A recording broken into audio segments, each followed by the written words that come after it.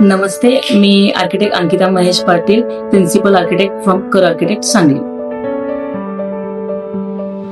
नमस्ते, मी architect Mahesh Patil, principal architect of Kar architect Sangli.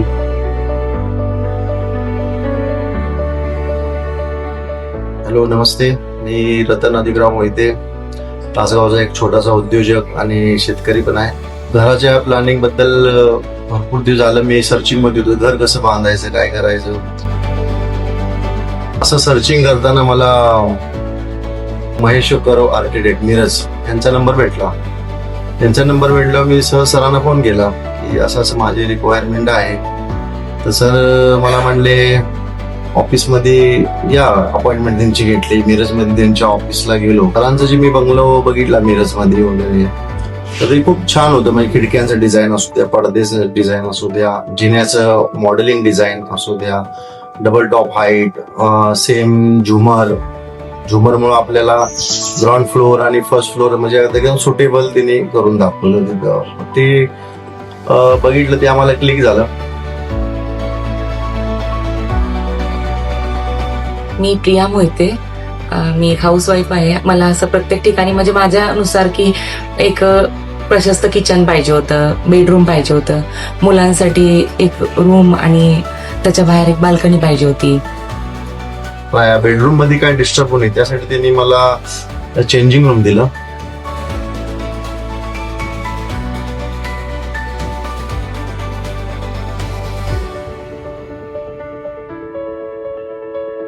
मंदिरमध्ये सुद्धा सकाळी उजेड झाला की आपलं नॅचरल सन पडते, त्यामुळे वास्तू जी पॉझिटिव्ह एनर्जी असते ती आम्हाला त्यातनं भेटत्या.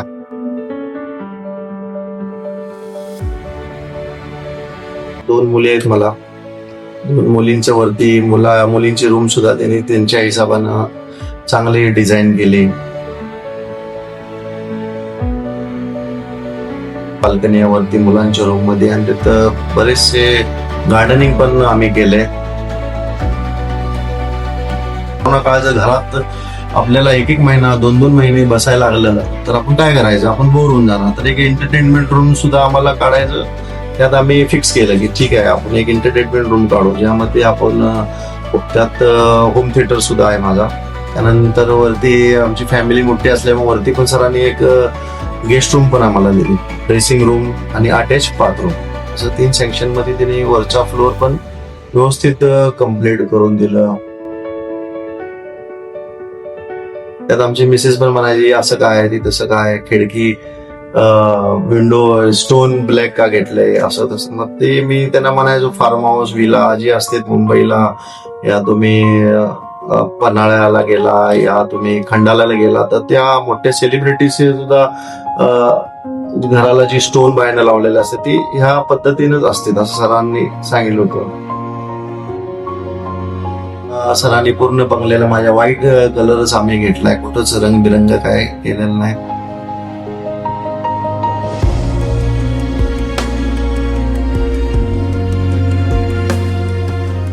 माणूस जीवनात एकदाच घर बांधतो, त्याचं स्वप्न असतंय कसं घर होणार, काय होणार. मग सरांनी आम्हाला एक आमच्या स्वप्नाचं घर आम्हाला बनवून दिलं. त्याबद्दल महेश पाटील सर आणि अंकिता मॅडम त्यांची सुकडे ह्या घराला मेहनत भरपूर आहे. आमच्या रिक्वायरमेंट्स त्यांनी जी पूर्ण केल्या त्याबद्दल त्यांचं थँक्यू.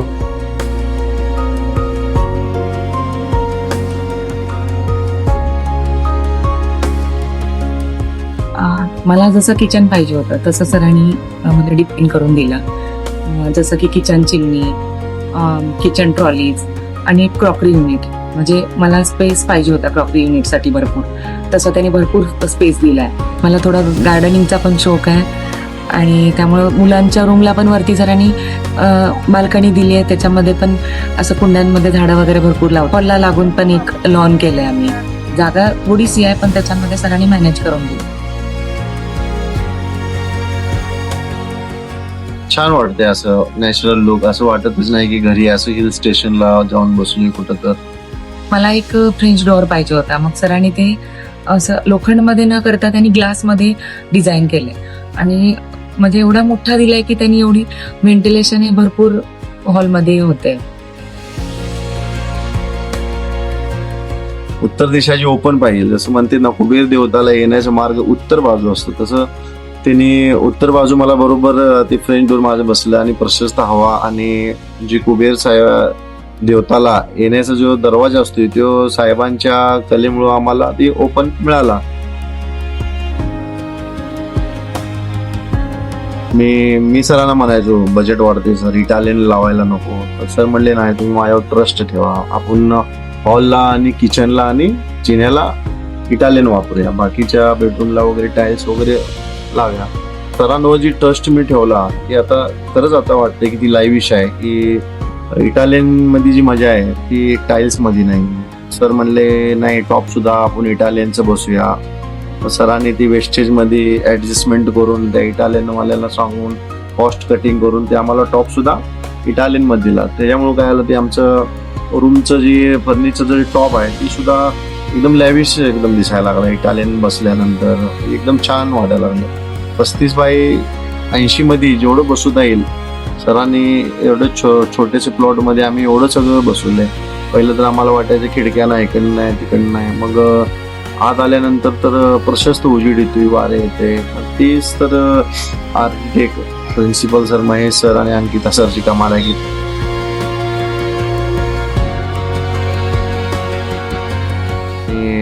त्यांचं जेवढं म्हणाल तेवढं थँक्यू त्यांना. त्यांनी आम्हाला एक स्वप्नाचं घर बनवून दिलं. त्या घराला आम्ही रत्नप्रिया आमच्या दोघांच्या नावाचं नेमप्लेट दिली.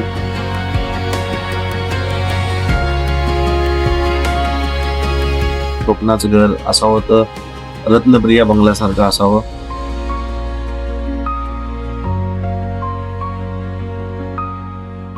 जसं क्लायंटने सांगितलं, त्यांचा प्लॉट लहान होता, रुंदी कमी आणि लांबी जास्त. 2700 स्क्वेअर फीटचा प्लॉट होता, पण त्यांच्या रिक्वायरमेंट्स भरपूर होत्या की 2 BHK 3 BHK त्यांना हवं होतं. Double height hall, free flow planning पाहिजे होतं, मॉडर्न किचन, प्लस त्यांना एक मुलांसाठी एंटरटेनमेंट झोन आणि सेपरेट चिल्ड्रन्स रूम. या हिशोबाने आम्ही प्लॅनिंग करत होतो. ज्यावेळी आम्ही प्लॅनिंग करत असताना आम्हाला आढळलं की रुंदी कमी असल्यामुळे आम्हाला दोन्ही बाजू फ्लश कराव्या लागल्या आणि त्याचा मेन प्लस पॉईंट काय झाला, ग्राउंड फ्लोअर आणि फर्स्ट फ्लोअरचा इंटरॅक्शन त्या कोर्टयार्ड थ्रू झाला. एंट्री करून आपण येतो त्यावेळी आपल्याला एक मोठं प्रशस्त पार्किंग भेटते, जिथं की त्यांच्या 2 2 व्हीलर आणि एक 4 व्हीलर बसते. एक भव्य एंट्रन्स लॉबी जिथं की शू रॅक आणि एक सिटिंग अरेंजमेंट केलेली आहे. आपण ज्यावेळी घरात एंट्री करतो त्यावेळी आपल्याला ह्यूज स्टेअरकेस आढळते.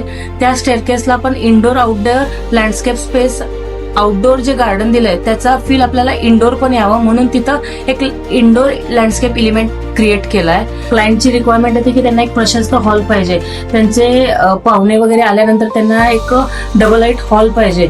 तो हा हॉल आपण त्यांना एक प्रशस्त दिलेला आहे.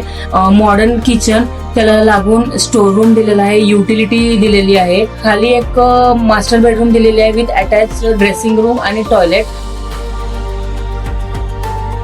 बंगलोला एक कॉन्टेम्पररी लुक आणि एक एक्सटिरियर फासाडचं एक डायनॅमिक इम्प्रेशन पाडण्यासाठी आम्ही रेग्युलर विंडोज न ठेवता 9 एकसारख्या छोट्याशा चौकडी विंडोज आम्ही त्याला दिल्या, जेणेकरून एक युनिकनेस आणि कॉन्टेम्पररीचा फील त्यामध्ये जाणवला. जिन्याचा एक वेगळा फील आणि लुक येण्यासाठी त्याला डार्क कलर मध्ये इंटरनेट लाईटिंग करून हँगिंग स्टेप्स केले आणि त्या स्टेप्सच्या सेंटरला एक कोर्टयार्ड टाईप मध्ये फील देण्यासाठी एक ट्री प्लांट केला, जेणेकरून एक नॅचरल वाईब पण त्यामध्ये येतो. त्यांच्या 2 मुली असल्यामुळे आम्ही पिंक थीम मध्ये आणि त्यांचं किंगडम त्यांना द्यायचा प्रयत्न केला. बेड बॅकला सॉफ्ट कुशन्स, वॉर्डरोबला किंगडमचा थीम, या हिशोबाने आम्ही तो डिझाईन केला.